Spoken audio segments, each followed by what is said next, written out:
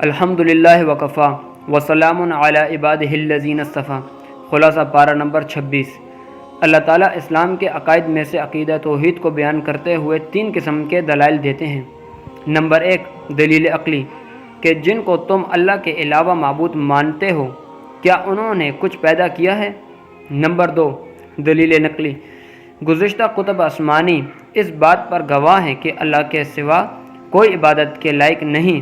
Number 3، دلیل نقلی، انبیاء علیہ السلام کے الفاظ اور نبی پاک صلی اللہ علیہ وسلم کی روایات۔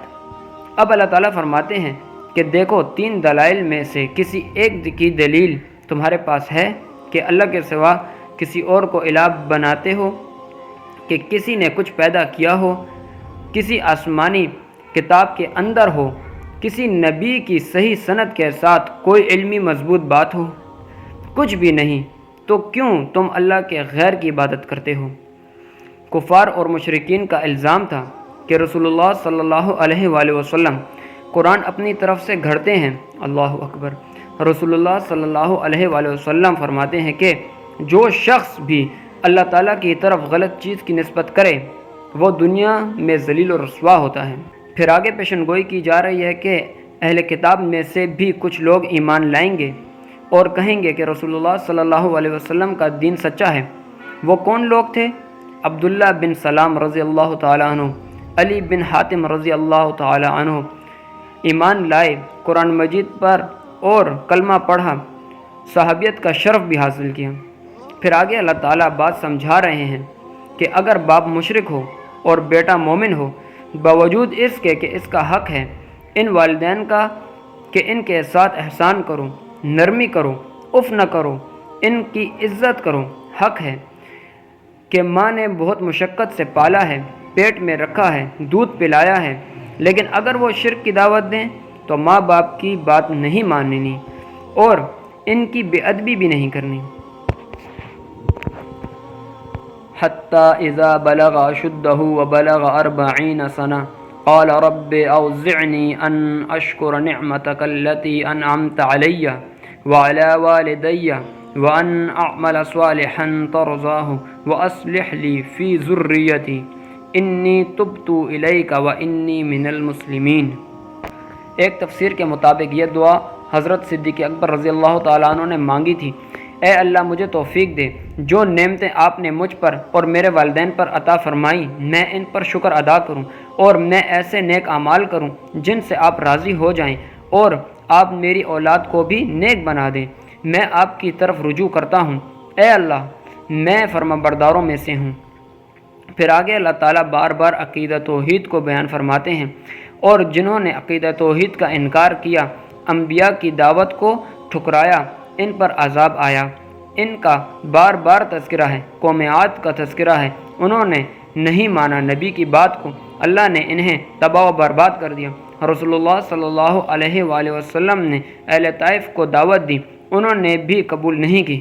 پھر آپ آگے آئے، مقام نخلا کے مقام پر فجر کی نماز ادا کی اور تلاوت فرمائی کہ تو جنات کی جماعت گزر رہی تھی، انہوں نے قرآن سنا، وہ خود بھی ایمان لائے اور جنوں کو بھی لے کر آئے۔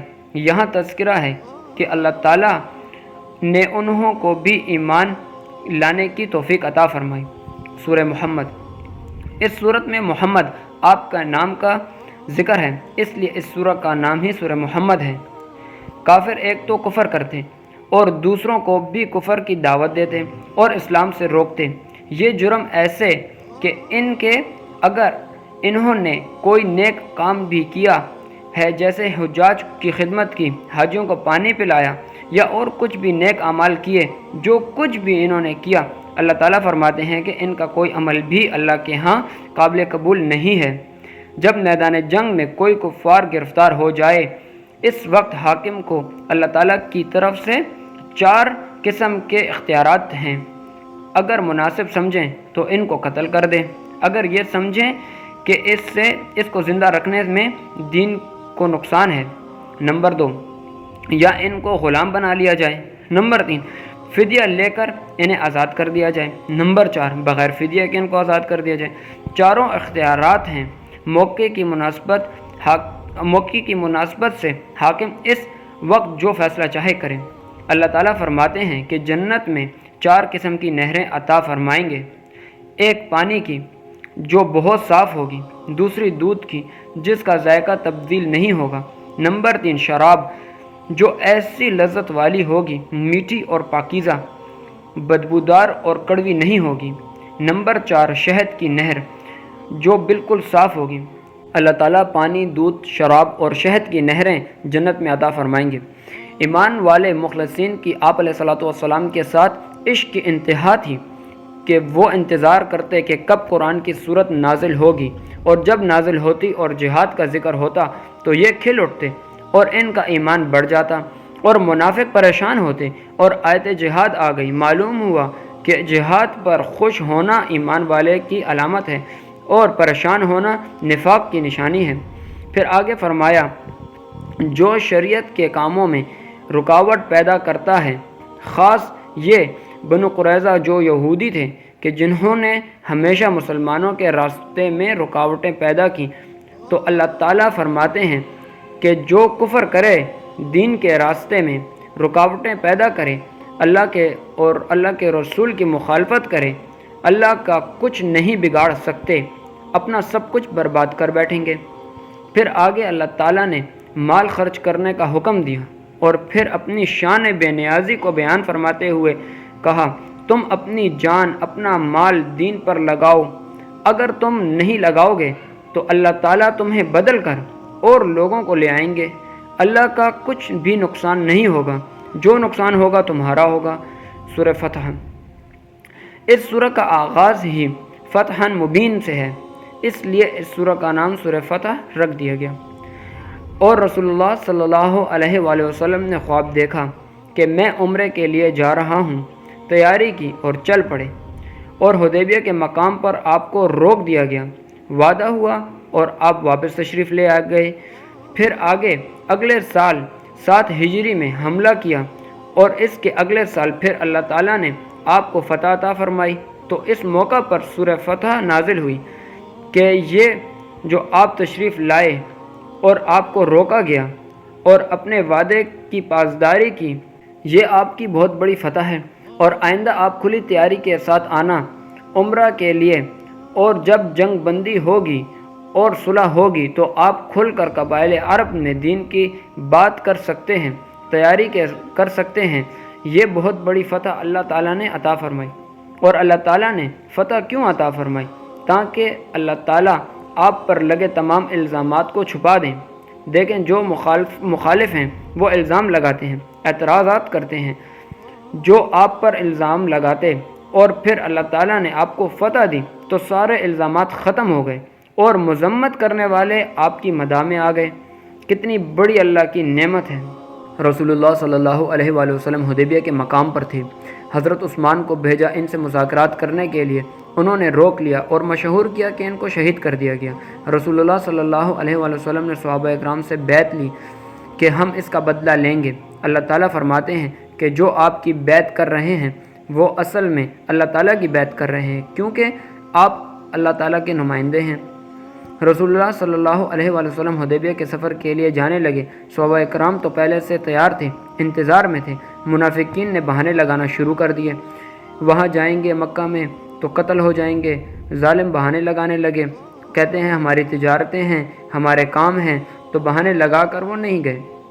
حضرت عثمان رضی اللہ تعالیٰ عنہ کے بارے میں خبر آئی کہ ان کو شہید کر دیا گیا، تو ان کا بدلہ اور انتقام لینے کے لیے رسول اللہ صلی اللہ علیہ وآلہ وسلم نے جس درخت کے نیچے بیعت کی، اللہ تعالیٰ نے ان اصحاب شجرہ، اصحاب حدیبیہ، اصحاب بیت الرضوان، ان سے وعدہ کیا کہ اللہ ان سے راضی ہے، اللہ ان کے دلوں کو جانتا ہے، ان کے دل میں ایمان اور صداقت ہے، اور اللہ تعالیٰ ان سے راضی ہے۔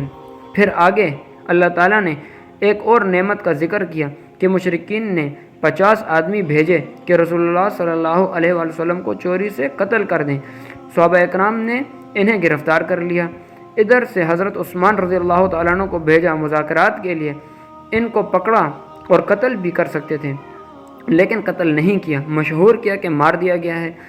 پھر اللہ تعالیٰ نے فرمایا کہ جو 50 تم نے پکڑے تھے تم مار سکتے تھے، اللہ نے تمہارے دل میں ڈالا کہ نہ مارو، اور وہ حضرت عثمان کو شہید کر سکتے تھے، اور اللہ نے ان کے دل میں بھی ڈالا کہ نہ مارو۔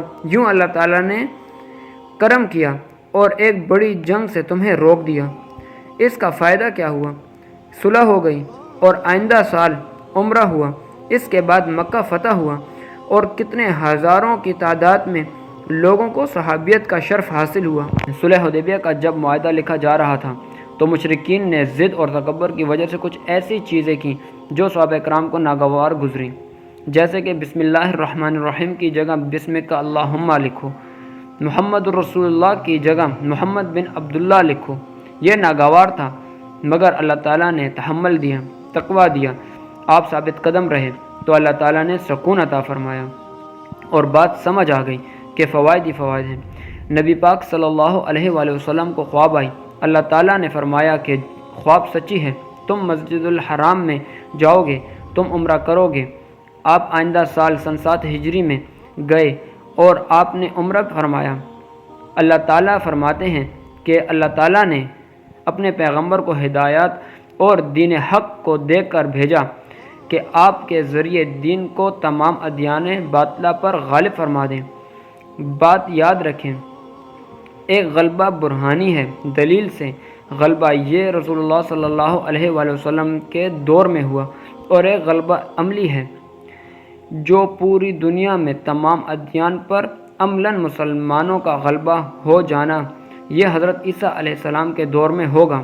اور حضرت عیسیٰ علیہ السلام جو غلبہ کریں گے نبی ہونے کی حیثیت سے نہیں، بلکہ نبی ہونے کے باوجود آپ علیہ السلام کے امتی ہونے کی حیثیت سے ہوگا۔ محمد الرسول اللہ۔ مشرک حدیبیہ کے موقع پر جب صلح نامہ لکھ رہے تھے تو ضد تھی کہ محمد بن عبداللہ لکھو، محمد الرسول اللہ نہ لکھو۔ آپ نے مان لیا۔ اللہ نے قرآن کی صورت نازل فرما دی کہ جس میں بتایا کہ رسول اللہ اللہ کے رسول ہیں، ان کے لکھنے نہ لکھنے سے کچھ فرق نہیں پڑتا۔ اللہ کہہ رہا ہے کہ آپ اللہ کے رسول ہیں، ازل سے لکھا گیا ہے اور ابد تک یہ بات چلے گی کہ آپ اللہ کے رسول ہیں۔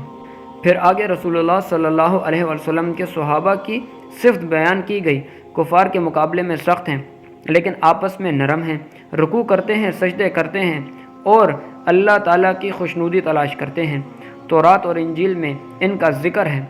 ان کی مثال تو ایسے ہے جیسے کھیتی ہو، پہلے کمپن نکلی، پھر مضبوط ہوئی، پھر موٹی ہوئی، پھر اپنے تنے پر کھڑی ہوئی، جسے دیکھ کر کسان خوش ہوتا ہے اور مخالف جلتا ہے۔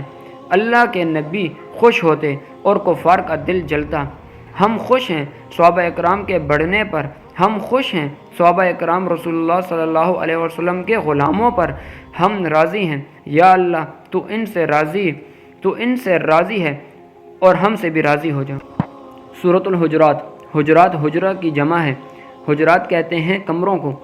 چونکہ اس سورہ مبارکہ میں حجرات کا ذکر ہے، نبی پاک صلی اللہ علیہ وآلہ وسلم کے حجروں کا، اس لیے سورہ کا نام سورہ حجرات رکھ دیا گیا۔ رسول اللہ صلی اللہ علیہ وآلہ وسلم کی خدمت میں وفود آتے، کلمہ پڑھتے ہیں تو آپ ان میں سے کسی ایک کو ان کا امیر بنا دیتے۔ مناسب سمجھتے تو مشورہ کر لیتے، اور اگر مناسب نہ سمجھتے تو مشورے کے بغیر بنا دیتے۔ ایک مرتبہ وفد آیا تو ابھی ان کے بارے میں کوئی فیصلہ نہیں کیا، قبیلہ بنو تمیم کا تھا۔ حضرت ابوبکر اور عمر رضی اللہ تعالیٰ عنہ نے آپس میں مشورہ شروع کیا کہ فلاں کو امیر بنائیں، اور گفتگو ایسی تھی کہ بظاہر بحث کی صورت ہوتی ہے تو اللہ تعالیٰ فرماتے ہیں اے ایمان والوں، اللہ اور اللہ کے رسول سے پہل نہ کرو، جہاں رسول مناسب سمجھیں مشورہ لیں تو مشورہ دو، جہاں مناسب نہ سمجھیں وہاں مشورہ نہ دو، انہی کا فیصلہ حرف آخر ہے، تم پہل نہ کرو ان معاملات میں۔ یہاں ایک بات بہت اہم ہے، اس کو سمجھیں کہ رسول اللہ صلی اللہ علیہ وآلہ وسلم نے ایک صحابی کو بھیجا کہ تم جاؤ ایک فلاں علاقے میں، وہاں کے لوگوں سے زکوٰۃ وصول کرو، اور جب یہ وہاں زکوٰۃ وصول کرنے کے لیے گئے تو جب ان کو یہ خبر ملی تو وہ ان کے استقبال کے لیے باہر تشریف لے آئے۔ ان کی پرانی ان سے عداوت تھی تو یہ سمجھے کہ حملہ کرنے کے لیے آئے ہیں۔ یہ رسول اللہ صلی اللہ علیہ وآلہ وسلم کے ہاں مکہ مکرمہ چلے گئے اور کہا یا رسول اللہ صلی اللہ علیہ وآلہ وسلم میں زکوٰۃ کے لیے گیا اور وہ حملہ آور ہو گئے۔ آپ نے حضرت خالد رضی اللہ تعالیٰ عنہ کو بھیجا کہ جاؤ تحقیق کرو۔ تحقیق کی تو پتہ چلا کہ وہ حملہ کرنے کے لیے نہیں بلکہ استقبال کے لیے آئے تھے۔ قرآن کی آیت آئی کہ جب کفار سے کوئی خبر دیں تو تم تحقیق کر لیا کرو، بغیر تحقیق کے حملہ کرو اور کل کو ندامت ہو۔ یہ بات یاد رکھیں، صحابہ اکرام عادل ہیں، کوئی ایک صحابی بھی ایسا نہیں جو فاجر و فاسق ہو، اور یہاں جو فاسق کہا گیا ہے وہ کسی صحابی کو نہیں کہا گیا، یہ جو وہ لوگ آئے تھے انہی میں سے کسی ایک نے یہ خبر اڑا دی۔ بعض روایت میں آتا ہے کہ شیطان نے انسانی شکل میں آ کر خبر اڑا دی، وہ فاسق ہے جس نے خبر اڑا دی، اس کی تصدیق کرو، تحقیق کرو۔ اس بنیاد پر صحابی کو فاسق کہنا یہ قطعاً جائز نہیں ہے۔ اگر کوئی خلافت امارت موجود ہو، کچھ لوگ بغاوت کریں، ان بغاوت کو قتل کرنا امیر کے ساتھ مل کر یہ رعایا کی ذمہ داری ہے۔ پھر آگے بتایا ایک دوسرے کا مذاق نہ اڑاؤ، غیبت مت کرو، تمسخر نہ اڑاؤ اور برے نام نہ لو، الٹے نام نہ لیا کرو، اس سے دوریاں پیدا ہوتی ہیں اور معاشرے کے اندر خرابیاں پیدا ہوتی ہیں۔ اور غیبت نہ کرو، غیبت کرنا یوں ہے جیسے مردار بھائی کا گوشت کھانا۔ اللہ فرماتے ہیں جس کا تم مذاق اڑاتے ہو وہ تم سے افضل ہو تو تم کس طرح اس کا مذاق اور تمسخر اڑاتے ہو؟ پھر آگے فرمایا کہ تم سب اولاد آدم سے ہو، تمہارا باپ بھی ایک، تمہاری ماں بھی ایک، فخر کی بنیاد قوم، قبیلہ یا علاقہ نہیں، اور اگر ہے تو وہ صرف تقوی ہے، اور یہ بھی اللہ جانتا ہے کہ کون تقوی دار ہے۔ سورہ قاف، اس سورہ کا آغاز قاف سے ہے تو اس سورہ کا نام ہی سورہ قاف ہے۔ ابتدائی آیات میں منکرین آخرت کے اعتراضات کا جواب دیا۔ ان کا اعتراض تھا کہ ہم مر کے مٹی ہو جائیں گے، ہمیں کیسے زندہ کیا جائے گا؟ اللہ تعالیٰ فرماتے ہیں کہ جہاں جہاں تم مٹی میں جاؤ گے ہم اسے اکٹھا کر لیں گے، ہم جانتے ہیں کون سا ذرہ کہاں پر ہے، ہم سے کوئی چیز مخفی ہے۔ یہاں اللہ تعالیٰ فرماتے ہیں قوم نوح نے جھٹلایا، اصحاب رزق کنویں والوں نے جھٹلایا، قوم سمود نے جھٹلایا، قوم عاد نے جھٹلایا، قوم فرعون اور حضرت لوط علیہ السلام کی قوم نے جھٹلایا۔ اپنے پیغمبر کو تسلی دی ہے کہ انہوں نے جھٹلایا، ان پر عذاب آیا۔ اے پیغمبر آپ تسلی رکھیں، جو بھی کسی نبی کو جھٹلاتا ہے انجام اچھا نہیں ہوتا۔ قیامت کے دن ہر انسان اپنے اعمال نامے کے ساتھ آئے گا اور اعمال نامہ اس کے لیے حجت ہوگا، بطور دلیل ہوگا کہ اللہ تعالیٰ نے انسان کے ساتھ دائیں طرف اور بائیں طرف فرشتے متعین کیے ہیں جو انسان کے اعمال نامے کو لکھ رہے ہیں۔ جہاں جہنم کی وسعت کو بیان کیا کہ اللہ تعالیٰ فرمائیں گے جہنم کو کہ تو بھر گئی، جہنم کہے گی کیا اور بھی ہیں؟ مقصد یہ ہے کہ اور بھی ہیں تو اور بھی لے آؤ۔ جہنم کی وسعت کو بیان کیا جا رہا ہے۔ پھر آگے فرمایا کہ جہنمی جہنم میں جائیں گے اور جنتی جنت میں جائیں گے، اور جنت ان کے لیے قریب کر دی گئی ہے، سجا دی گئی ہے، اور جنت بھی اہل جنت کی منتظر ہے۔ اللہ تعالیٰ نے اپنے پیغمبر صلی اللہ علیہ وآلہ وسلم کو فرمایا کہ آپ نصیحت کریں، آپ کے ذمہ نصیحت کرنا ہے، ان تک بات پہنچانا ہے۔ جن کے مقدر میں ہدایت ہوگی وہ ضدی اور عنادی نہیں ہوگا، ہم اس کو ہدایت دے دیں گے، بس آپ کا کام ہے ان تک بات پہنچانا۔ سورۃ الذاریات، اس سورہ کا آغاز میں ہے والذاریات ذروا، اس لیے اس سورہ کا نام بھی سورہ ذاریات ہے۔ اللہ تعالیٰ نے 4 قسم کی مخلوق کی قسم اٹھائی ہے۔ قسم ان ہواؤں کی جو گرد و غبار اڑاتی ہے، ان بادلوں کی جو بوجھ وزنی بادل اٹھاتے ہیں، اور ان کشتیوں کی جو آسانی سے سمندر میں چلتی ہیں، اور فرشتوں کی قسم ہے جو اللہ کے حکم سے چیزوں کو تقسیم کرتے ہیں۔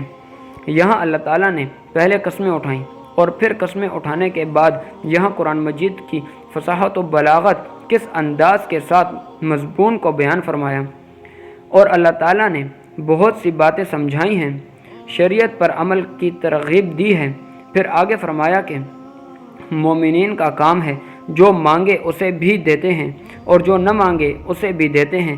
مومن کی شان یہ ہے کہ رات کو شب بیداری کرتے ہیں، رات کو بہت کم سوتے ہیں اور یہی کامیاب ہیں۔ اللہ قسمیں اٹھا کر یہ بات سمجھا رہے ہیں۔ وآخر الدعوانا الحمد للہ رب العالمین۔